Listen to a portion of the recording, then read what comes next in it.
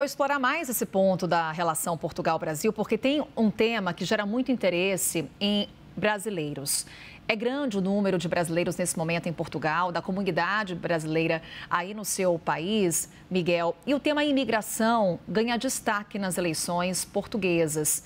Como é que esse assunto, esse aspecto foi abordado durante a campanha eleitoral? Como é que ele é debatido por aí? E o que você vê de propostas com relação a esse assunto diante desse pleito que acontece em Portugal? Sabe, foi debatido com muita demagogia. Demagogia particularmente das forças mais de extremo, mais à direita. Em primeiro lugar, nem toda a imigração é igual. Portugal foi um país que durante a história exportou gente. E nos últimos 15 anos passou a ser um país que importou gente.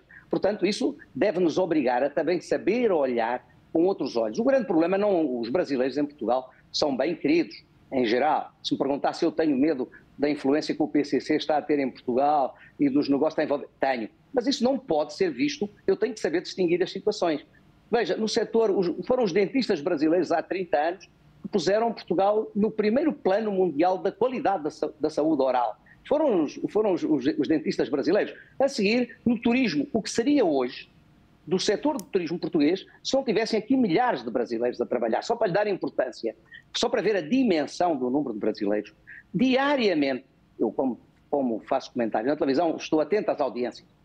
O canal Globo em Portugal, nas audiências por cabo, é o oitavo canal, oitavo, nono, sétimo canal mais visto em Portugal. Isto significa que temos aqui um número muito significativo de brasileiros que nos estão a ajudar a ultrapassar as dificuldades e que nos estão a ajudar a ultrapassar muitos dos problemas que nós temos de qualidade de mão de obra. E nos últimos anos nós passámos a ter aqui aquilo a que eu poderia dizer uma mão de obra premium. Veio muita gente que vivia e grandes empresários brasileiros.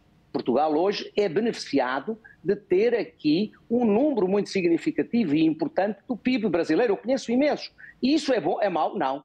É muito bom ter aqueles que no seu país têm peso, têm capacidade de decisão e estão aqui a investir em Portugal. E também nós temos que saber olhar para aqueles que falam português. E não é só o Brasil, os países de língua portuguesa, sabemos que há uma limitação, que é a limitação da União Europeia, de Schengen.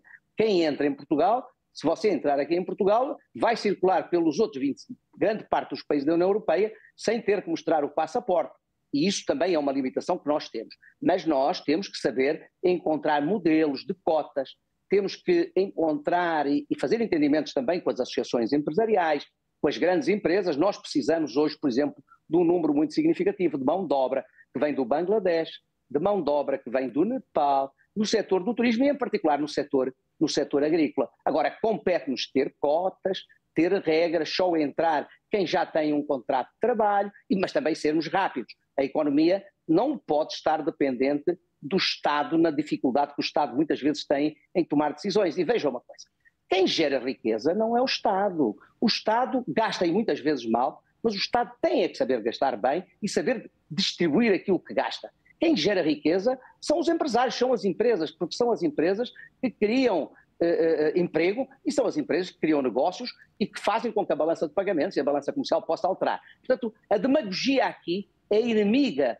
da qualidade da decisão, mas não se pode ter nessas matérias. O Partido Social Democrata e o Partido Socialista têm que encontrar pontos de acordo, porque são os partidos que têm governado Portugal. Quer dizer, nós não podemos cair na tentação de o Partido Socialista se colocar mais à esquerda e diz tudo é num determinado sentido. E o Partido Social Democrata fazer o seu inverso. Nós temos que encontrar pontos de entendimento naquilo que é possível e naquilo que tem dimensão nacional. É isso que eu acredito para o futuro. O próximo Presidente da República terá um papel importante. Este deixou-se esgotar. Este Presidente da República é um Presidente da República que era comentador político, fala todos os dias. Hoje é pouco ouvido. Está no fim do seu mandato. Não é um fator de estabilidade. Não é um fator de responsabilidade. Eu diria que o nosso sistema político também está a precisar de mudar muita coisa. Eu diria que não é preciso rejuvenescer, porque nos últimos anos entraram políticos muito jovens. Melhorou? Não é caso. Passou a haver mais entendimentos? Não é caso disso. O que nós precisamos é que os políticos ponham de lado o seu interesse pontual e que não vivam a pensar na capa do jornal do dia seguinte. Há vida para além da capa do jornal do dia seguinte, mas a maioria hoje dos políticos vive a pensar O que é que diz a capa do jornal amanhã? Como é que se vai abrir o telejornal dos principais canais? Nós temos que ter políticos que sejam capazes de pensar numa geração e não pensem na próxima eleição.